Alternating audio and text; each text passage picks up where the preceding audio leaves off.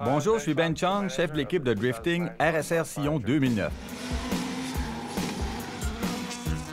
Je suis Stephen Papadakis, propriétaire et gérant de l'équipe de Drifting Rockstar Sillon.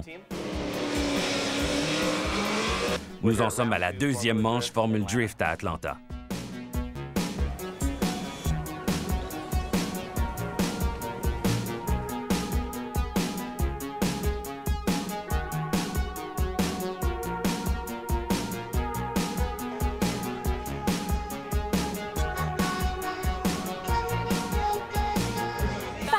Et Gucci. Wouh!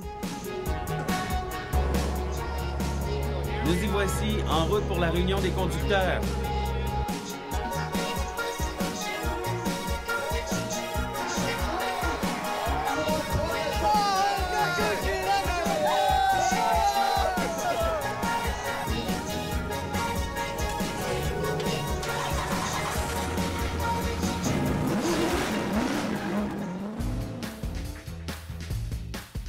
Je dirais que nous avons une équipe forte et très unie. Les membres sont de culture traditionnelle japonaise et ils aiment tout faire dans le style traditionnel japonais. Je suis prêt à conduire tout ce qu'ils ont à m'offrir. Je pense qu'il est important que le pilote sache comment la voiture est construite. Je suis donc comme un élève et ce sont eux qui m'enseignent tout ce qu'il y a à savoir à propos du réglage de la voiture. Bien entendu, mon opinion est vraiment importante pour eux aussi. En général, je ne leur dis pas de régler la voiture d'une certaine manière. Je me contente de la conduire, je leur communique mon opinion et je les laisse s'occuper de toute l'ingénierie, du réglage de la voiture et tout le reste. Même si on apporte des changements avant et après chaque événement, on améliore tout de même constamment la voiture et il est important d'obtenir l'opinion de Ken en tant que pilote de manière à ce qu'on sache exactement ce qu'il aime et comment on va régler la voiture. La relation entre un pilote et un ingénieur, un gérant ou quelqu'un du genre, c'est très délicat. C'est que nos tâches ou nos domaines d'expertise se chevauchent. On peut heurter la sensibilité de certaines personnes. En drifting, si on a un problème, on a seulement 5 minutes pour le régler. On n'a pas beaucoup de temps dans les puits. On doit changer les composants très rapidement et le niveau de stress est élevé. Alors, on doit être très délicat lors d'une fin de semaine de course. Heureusement que notre équipe compte très peu de membres, alors les tâches se chevauchent très peu et on s'entend très bien. Ma tâche est de m'assurer que le réglage de la voiture est confortable pour moi et de faire le parcours aussi bien que possible. Je sais à peu près ce que je veux et étant donné que Stephen est lui aussi pilote, il comprend ce que je dis et peut le traduire en réglage des amortisseurs. Il peut me dire ce qui se passe et il nous est facile d'échanger, alors nous travaillons constamment sur la voiture. Nous pensons à des manières de l'améliorer, nous parlons beaucoup. J'y parle du comportement de la voiture, j'y donne mon opinion sur les changements à faire, on en parle et les changements sont apportés. Notre Drift TC 2009, une 4 roues motrices, a été convertie en propulsion arrière. La plus grande différence par rapport à une TC de série est qu'on a utilisé un moteur 3SGE au lieu du 2AZ installé en usine. Il comporte des pistons et des tiges sur mesure. On a un turbocompresseur et un radiateur de refroidissement sur mesure. La voiture produit environ 450 chevaux et 380 livres-pieds de couple. On a aussi installé une transmission de course sur mesure. La suspension comporte des ressorts sur amortisseur RSR sur mesure. On a modifié la suspension avant pour qu'elle soit plus agressive et obtenir plus d'inclinaison de la voiture. On a élargi la carrosserie d'environ 2 pouces à l'avant et 3 pouces à l'arrière. Avec ces modifications et l'habillage graphique, ça nous donne une allure vraiment distinctive. Notre voiture est une Sillon TC 2009, mais nous l'avons beaucoup travaillée. C'est maintenant une propulsion avec V8 NASCAR Toyota. Il y a une grande différence entre la Sillon TC de Ken et la nôtre. Ils utilisent le 4 cylindres, nous avons le V8.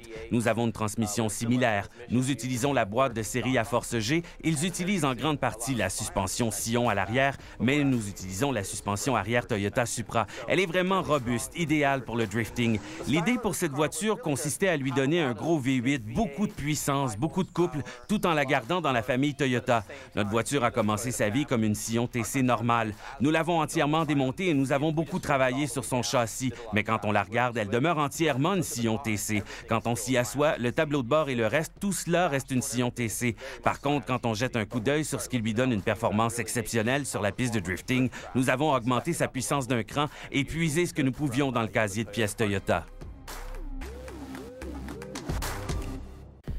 Pour Atlanta, une des principales caractéristiques de la piste, c'est qu'elle permet énormément de variations de vitesse. Il y a plein d'endroits pour rattraper le gars en avant. C'est un grand spectacle tandem à Atlanta. Il n'y a pas de surprise. On sait qu'on peut y aller à fond dès le départ. Il n'y a pas de virage masqué ou d'autres choses comme ça. On entre dans les virages à 100 km/h, on réduit à 50 km/h dans le virage en épingle, puis on accélère de nouveau à 100 km/h. Essayez un peu d'imaginer accélérer de 80 km/h jusqu'à 140 km/h en dérapage latéral pendant qu'on change de vitesse et que les pneus patinent. C'est une manœuvre délicate et c'est vraiment dur pour l'équipement.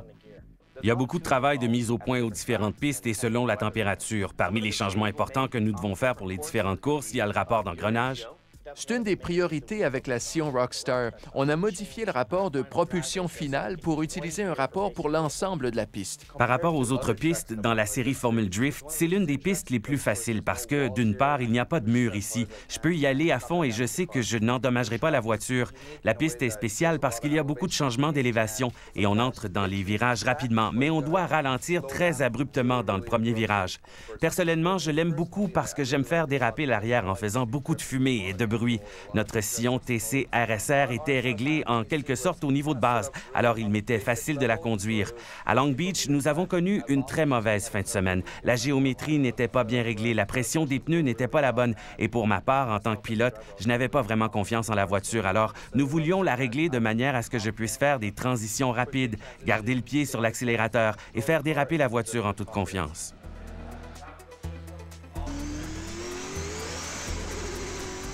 Ici, à Road Atlanta, je démarre la voiture en première vitesse et je passe les rapports en roulant à 85-86 km/h. J'utilise le frein à main, passe dans le coin gauche, j'enfonce immédiatement l'accélérateur et je passe en troisième vitesse. Je passe à un coin droit, rétrograde en deuxième au moment de frôler les points de corde, fais bondir la voiture en avant vers l'extérieur du virage en épingle et j'essaie de maintenir une vitesse dans l'épingle de 55 à 65 km/h. À partir de là, je passe en troisième à la sortie de l'épingle tout en maintenant ma vitesse. Je me dirige vers la section en descente et je fais une transition vers la droite avant de sortir du circuit. Au départ, j'essaie de faire patiner un peu les roues, je passe vite en deuxième vitesse et je laisse faire jusqu'à 8000 tours minute avant de passer en troisième. Le frein à main met du temps à ralentir l'auto. Je cherche le point où je peux relâcher la pédale d'embrayage. Et là, je la relâche et je m'engage dans le premier virage en essayant de faire fumer un petit peu les pneus. La transition, c'est délicat parce que la surface est glissante. Je fais la transition, je passe en deuxième dans le virage en épingle. Les juges, ils voient exactement ce qui se passe dans l'épingle, alors là, j'essaie de placer le pneu arrière direct sur la limite extérieure. J'augmente le régime pour que le son soit bon. J'essaie de rester à plein régime dans toute la section, dans le virage incliné, la descente. Je reste à plein gaz autant que possible, je freine, je fais une transition délicate. Le seul mur qu'on peut frapper est là. Je le manque, je remonte la ligne droite et c'est la fin du parcours. Merci de votre attention. C'est tout pour nous à Road Atlanta. On emballe tout, la remorque est presque pleine en route pour... La troisième manche à Wall Stadium. Rendez-vous là-bas!